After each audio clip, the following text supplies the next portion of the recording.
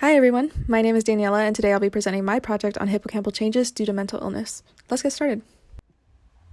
So in this first study, researchers focused on the parahippocampal cortex, the gray matter of the brain that surrounds the hippocampus. Researchers conducted an experiment where participants would be given an encoded question and a specific word.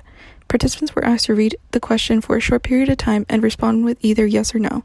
fMRI and MRI images were taken during testing to record memory and to see whether or not the questions allowed participants to remember their word.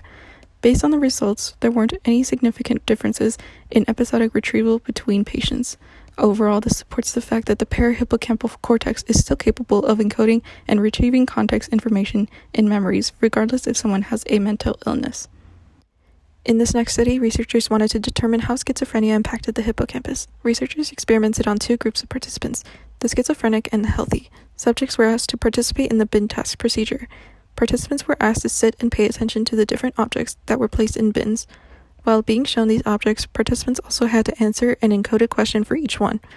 After being given a break, participants were asked to report which items they remembered.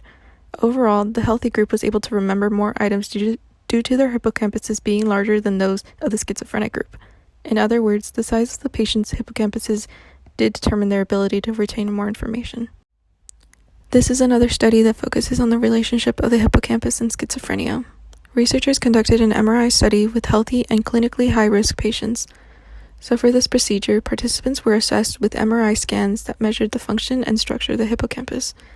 After the initial scans were recorded, these patients were reassessed after 2 years for a follow-up scan. Based on the scans, researchers discovered increased glutamate levels in patients with schizophrenia compared to the healthy control subjects.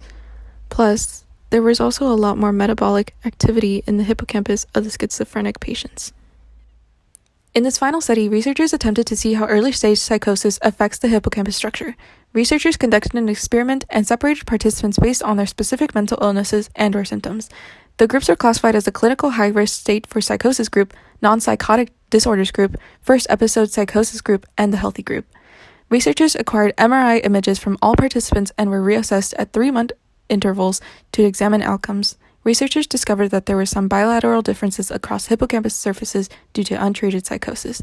To be more specific, the middle left side of the hippocampus reduced in size.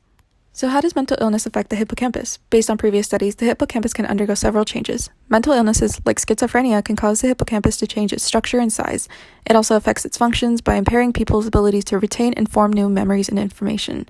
It also forces the hippocampus and parahippocampal cortex to become more active. Because there's more brain activity, more glutamate is needed.